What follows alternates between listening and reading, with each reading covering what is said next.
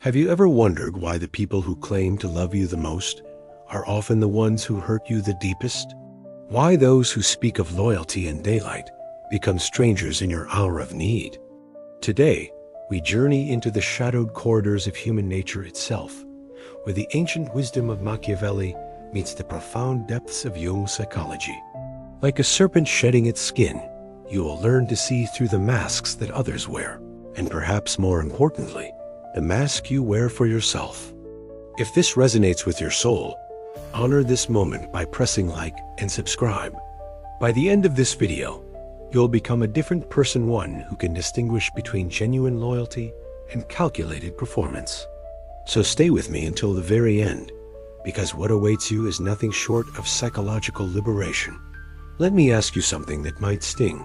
When was the last time you felt truly, unconditionally supported? Not praised for what you do, not celebrated for what you provide, but simply seen, held in the pure light of authentic connection.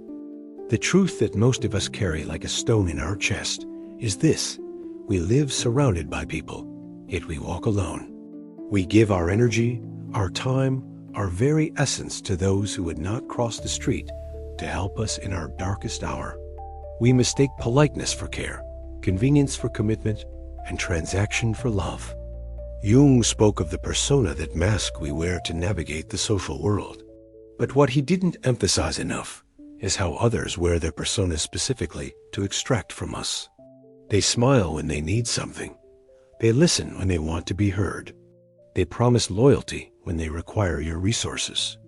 And you beautiful, giving soul, you've been conditioned to mistake these performances for genuine connection. You've been taught to ignore the whisper of your intuition when it warns you that something feels hollow, that someone's warmth seems calculated, that their presence feels more like taking than giving.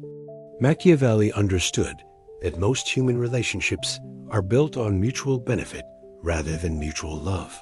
He wrote, "Men are so simple and so ready to obey present necessities that one who deceives will always find those who allow themselves to be deceived."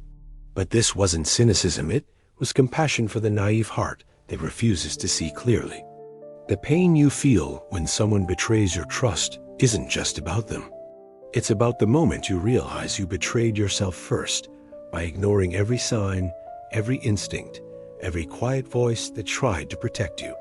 You abandoned yourself to maintain an illusion of connection, and that abandonment cuts deeper than any external betrayal ever could. But what if this pain isn't your enemy?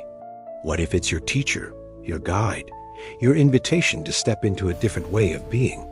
What if every betrayal was actually life's way of asking you to become someone who can no longer be deceived, not because you've become hard, but because you've become wise?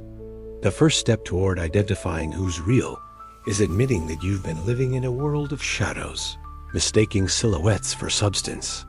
And that admission, painful as it is where your freedom begins. Society has trained you to be the perfect victim of emotional manipulation.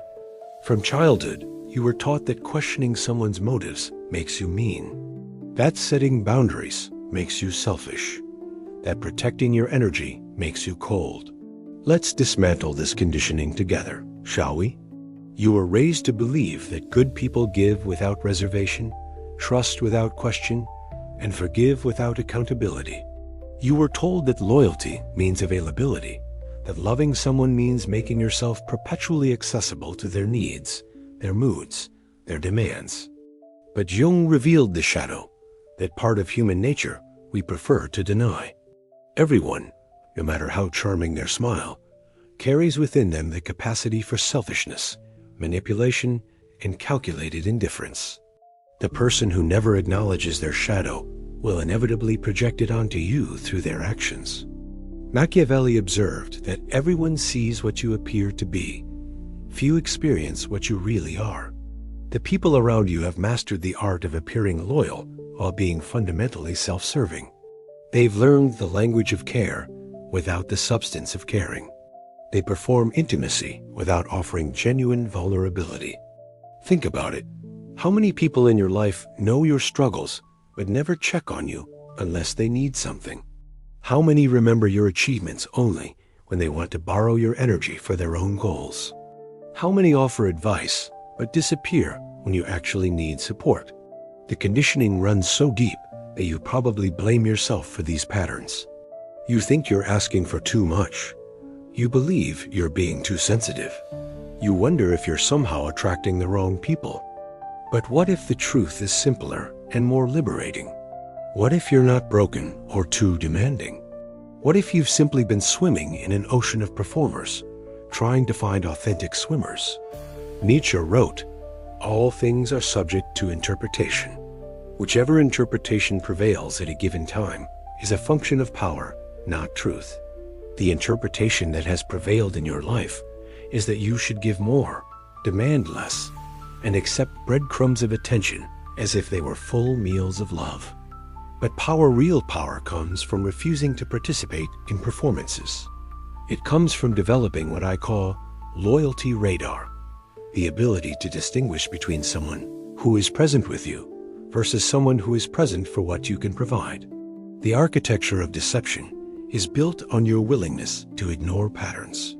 Someone shows you who they are through their actions, and you choose to believe their words instead.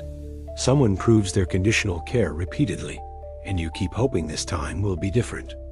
But you can't change others. You can only change your relationship to their behavior. You can only upgrade your inner software from hoping people will change to accepting people as they are and choosing accordingly. The second way to identify who's real is to observe the gap between their words and their actions during your difficult times. Real loyalty doesn't just show up for your celebrations. It shows up for your struggles. It doesn't just applaud your victories. It sits with you in your defeats. Here's what the world doesn't want you to know. Your availability is your most precious resource, and most people are addicted to wasting it. There comes a moment in every awakening soul's journey when you must choose between being liked and being authentic, between being needed and being respected, between being everyone's emotional supply and being your own person. Jung called this individuation, the process of becoming who you truly are rather than who others need you to be. But individuation requires something that terrifies most people: conscious unavailability. You must learn to withdraw your energy strategically, not as punishment, but as protection, not as manipulation, but as self-preservation, not as coldness, but as discernment. Machiavelli understood, he who neglects what is done for what ought to be done sooner affects his ruin than his preservation. What you ought to do is be available to everyone. What is actually done by wise people is selective availability based on demonstrated loyalty. Watch what happens when you stop responding immediately to every text, every call, every demand for your attention. Watch who respects your boundaries and who violates them. Watch who asks about your well-being during your absence and who only notices you're gone when they need something. This is the third way to identify who's real. Observe how people respond to your unavailability. Real friends will respect your need for space and check on you with genuine concern. Fake friends will either disappear entirely or become demanding and manipulative. But here's the deeper truth: withdrawal isn't just about testing others. It's about reclaiming the relationship with yourself that you've been sacrificing for social acceptance. In the silence of your solitude, you'll discover something profound. You are enough. Your own company is not punishment, it's privilege. Your own thoughts are not boring. They're the foundation of your authentic self. Your own energy, when not constantly given away, becomes a source of power you forgot you possessed.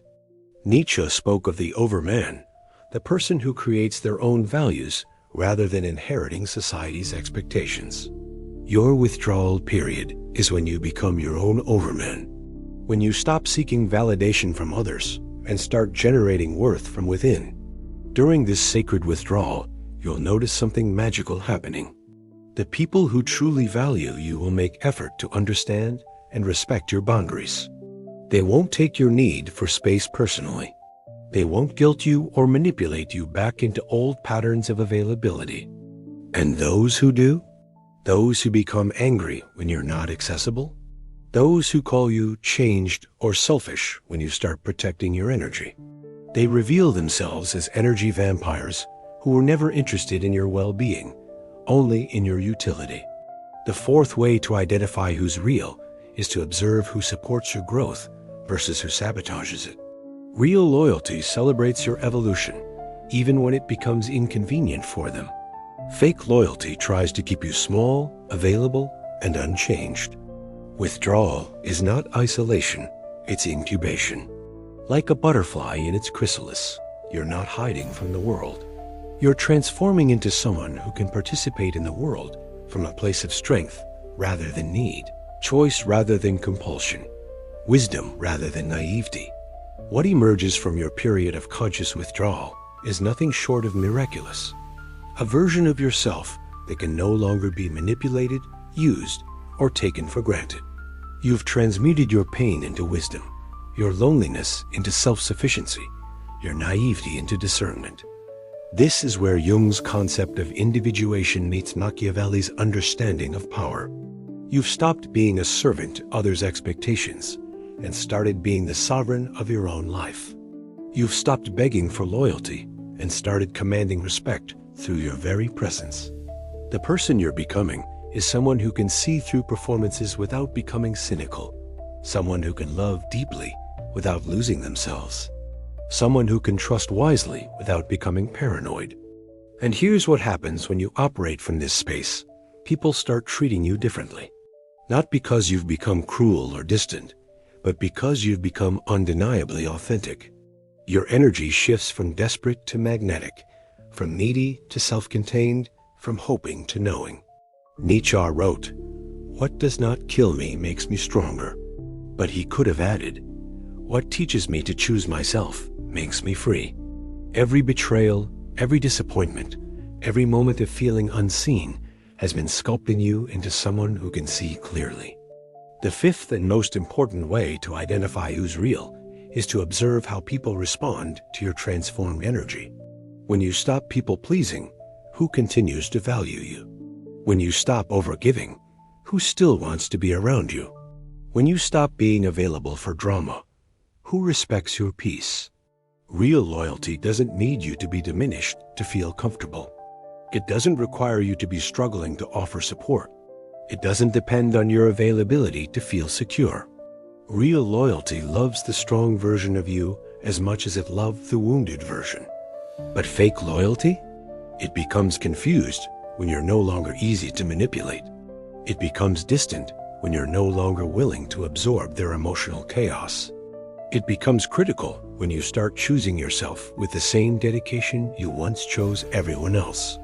This transformation isn't about becoming selfish, it's about becoming self-full. It's about having enough inner resources that you can give from abundance rather than emptiness.